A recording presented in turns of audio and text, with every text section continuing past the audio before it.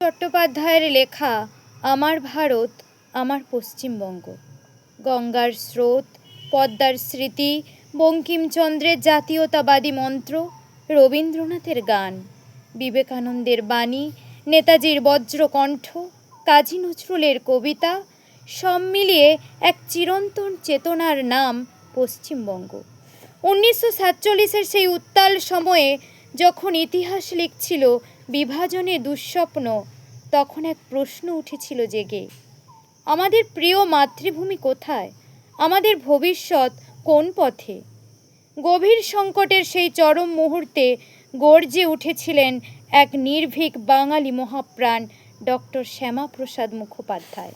তিনি বলেছিলেন, দেশের মাটি শুধুই মাটি নয়, মাটি মানে মানুষের শিকড়ের গৌরব, আবহমান পরিচয়, সংস্কৃতি, ঐতিহ্য ও আত্মার শাশ্বত ঠিকানা।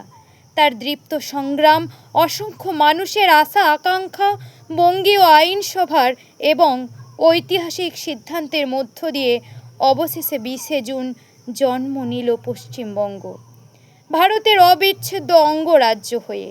এই জনপদ ইতিহাসের কীর্তি গড়া এক পবিত্র ভূমি, এই বাংলা সহাবস্থান, সংস্কৃতি ও মেলবন্ধনের ঠিকানা। পশ্চিমবঙ্গ দিবসে আমাদের শ্রদ্ধাজ্ঞ ডক্টর শ্যামাপ্রসাদ মুখোপাধ্যায়, এন.সি. চ্যাটার্জি সহ সেই সকল মহাপ্রাণের উদ্দেশ্যে যাদের দূরদর্শিতা ও সংগ্রামে আমরা পেয়েছি আজকের এই পশ্চিমবঙ্গ, হিন্দু বাঙালির নিজস্ব অস্তিত্বের ঠিকানা।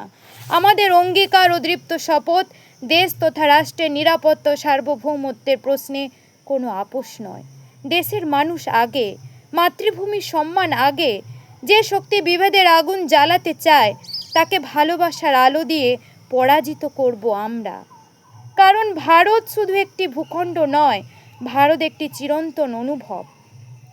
ভারতবর্ষ একটি অখণ্ড চেতনার আত্মা, আর সেই আত্মার এক উজ্জ্বল অধ্যায় আমাদের গর্বের ভূমি পশ্চিমবঙ্গ। হে বঙ্গমাতা, হে ভারত মাতা, তুমি এক ও অভিন্ন।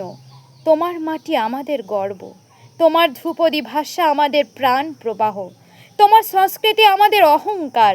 আজ আমরা একসাথে বলি, বাংলাকে ভালোবাসবো, দেশ মাতৃকা ভারতকে ভালোবাসবো। দীর্ঘ অন্ধকার মুছে সমবেত প্রয়াসে নতুন প্রগতির উজ্জ্বলতায় এগিয়ে যাবেই আমাদের রাজ্য পশ্চিমবঙ্গ। সমস্ত অশুভ শক্তি মুছে ফেলে বরেণ্য মহামানব ও স্বাধীনতা সংগ্রামীদের আশীর্বাদ নিয়ে নজির গড়বেই আমাদের পশ্চিমবঙ্গ। সনাতন ভারতবর্ষের নয়নমণি, ডিজিটাল ইন্ডিয়ার হৃৎস্পন্দন আমাদের প্রিয় পশ্চিমবঙ্গ।